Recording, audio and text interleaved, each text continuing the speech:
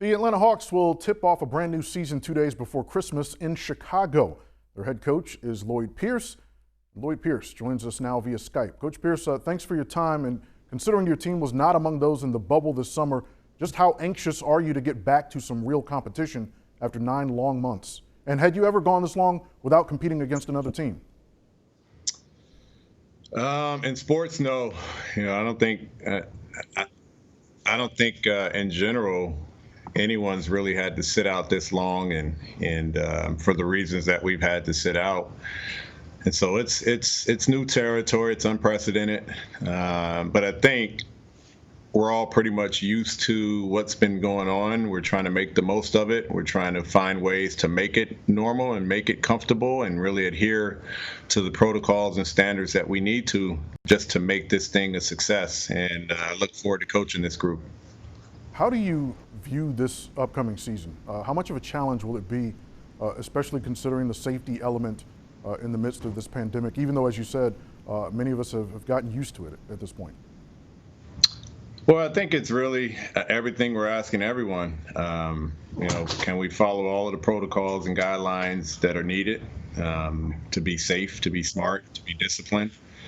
What are those, and how do we do it in a basketball season? For us, we're going to be traveling often.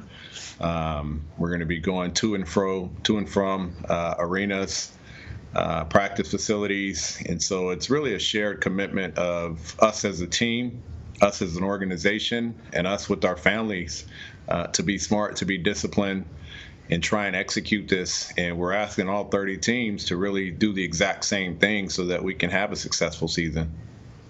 Now you're entering your third season with the Hawks. One of the additions to your roster is longtime veteran Rajon Rondo, who is fresh off being a vital part of the Lakers championship team. What can he do for the development of your 22-year-old All-Star Trae Young as he enters his third season in the league as well? Yeah, I mean, there's a lot that Rondo's going to bring to this team and this organization. The simple answer is he can just show up with his 2 rings and just show us that he knows what it looks like. He's been there and done that, and the stuff that he brings from a cerebral and vocal aspect is really studied. He does a tremendous job of watching film. He does a tremendous job of studying the nuances of the game, and also does a tremendous job of communicating that not only to the coaching staff but to the players. And so it's our job to listen, to accept some of the ideas and thoughts that he has, and then also to empower and position him so that he could help our young guys, but also be productive on the court as well. All right, so you have one point guard in Rondo coming in, and you have a Hall of Fame point guard in Steve Nash, who is heading to Brooklyn. Did you ever think he would be a coach in the league? And did you ever, as his one-time college teammate, see yourself coaching against him in the league? Well, I think, part of that is no. I didn't think he'd be a 2-time MVP, and he turned out to be that. And so you're excited and happy when you see the success he's had as a player. I think naturally you start thinking of players that could be coaches, and his name comes to the top of the list. But I didn't know if he had any interest or if he would do it. But no, it's not a surprise. He's got the basketball bug, and this is his way to still stay involved in the game. And what a great opportunity for him to join Brooklyn at a time where they have high expectations and they're putting their team together. And I'm happy for him, but he is definitely at the top of the list of former players that should and could make a seamless transition to coaching, and I really encourage him and support him in their team's success. Obviously not when we're playing them, but I'll be rooting for him as well. All right, so I want to shift a little bit to some questions of off the court material. One of which is we know the league promotes the City Edition uniforms every year, it seems.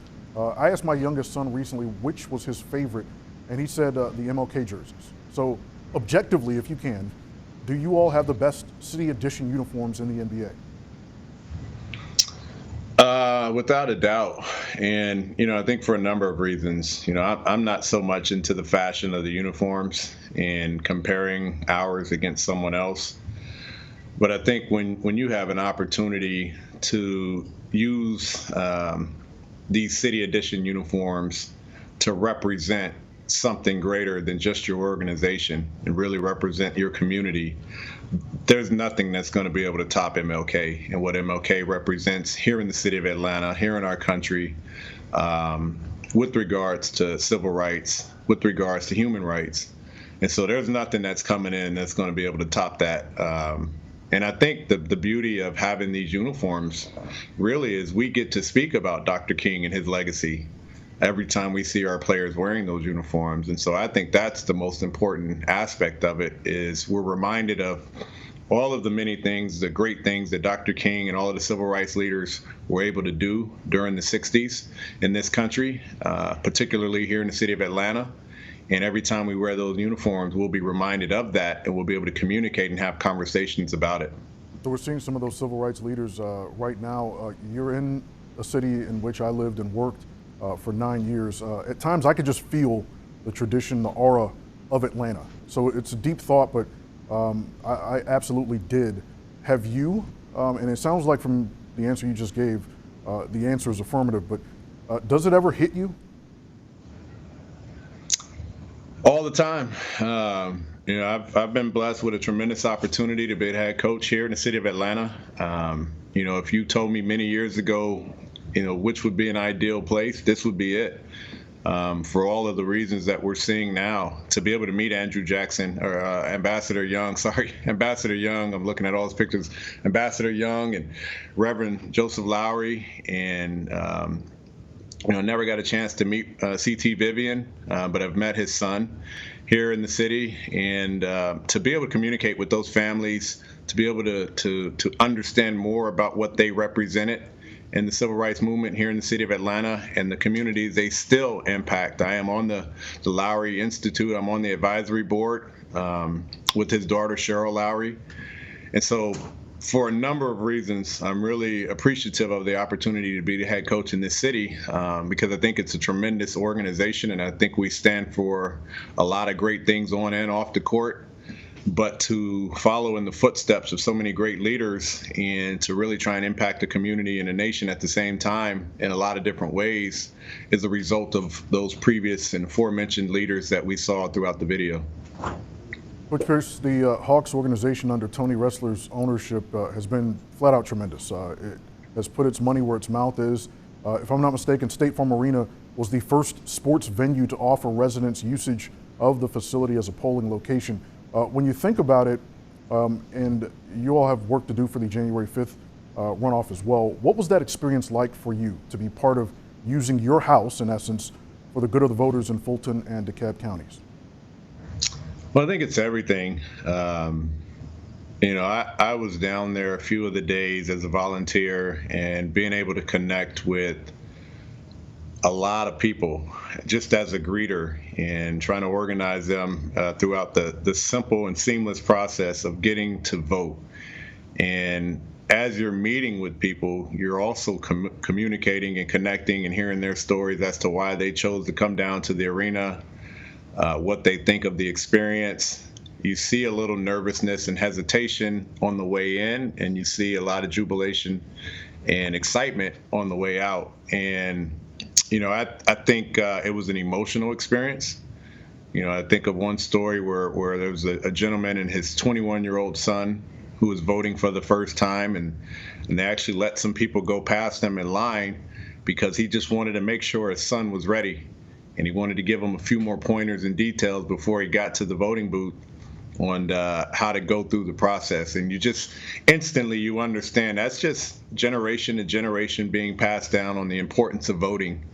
And so to be a part of that was extremely important, and thankful that we're doing it starting today with the early voting for the January 5th runoffs. Thankful and appreciative that other teams throughout the country were able to follow suit and open up their arenas as well. And really excited that Mercedes-Benz is opening up theirs as a result of what we've been able to do starting next week to continue that early voting process for those residents in Fulton County. Yeah, the eyes of the nation will continue to be watching the state of Georgia. So on June 15th, on the heels of the police shooting of Rayshard Brooks in Atlanta, you led your team as part of the March on Atlanta, and your words were some of the most powerful spoken during that time and day. I want to play a portion of what you said, and then follow up with a question afterwards. Here that is from June 15th. The voter suppression in the state of Georgia is the absolute worst in the entire country. And so we're committed to trying to make State Farm Arena a polling place for our organization so that Fulton County and DeKalb County and every citizen in this city has the right to vote, has the opportunity to vote.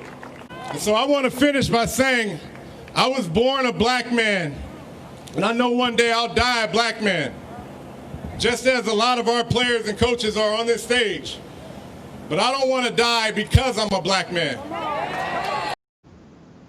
Is there a way you can sufficiently sum up your feelings during not just that day, but that time? And are those feelings still with you? Yeah, I mean, the statement wasn't for the moment, and the statement wasn't a result of what was happening at that time. The statement is real. I'm 44 years old. It's been real for 44 years. Will continue to remain as such for many more. And I think it's just a reminder that the climate of our country right now, the things that we've seen, via video, some of the things that we haven't seen, but we hear about and we know, it's still scary. It's still to understand the Black experience. I know I've lived it for 44 years, and so every time you see or hear about something that's occurring in a Black community, you recognize the sadness of it and you fight and hope for an improvement. And so those comments were really about all of those things. The Black experience as a Black man who's 44 years old, who's now a new father, who will be a father of his second child in a couple months. Just providing a better opportunity, not only for myself, but for my family.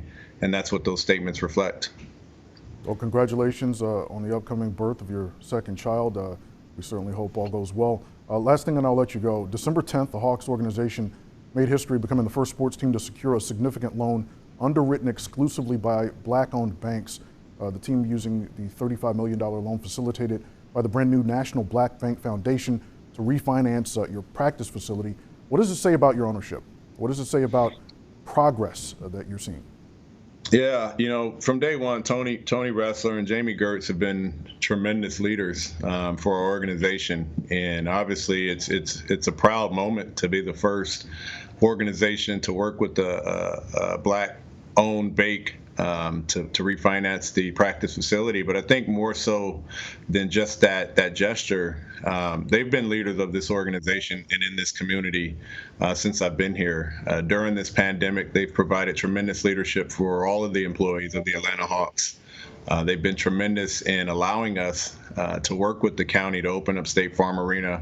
And they've been instrumental in us doing it and executing it for the citizens in the community here in the city of Atlanta. And so the leadership comes in a variety of forms. It's great to see his involvement in economic empowerment for the African American community and minority communities here in the city of Atlanta. But I think his leadership, their leadership in general, has been great.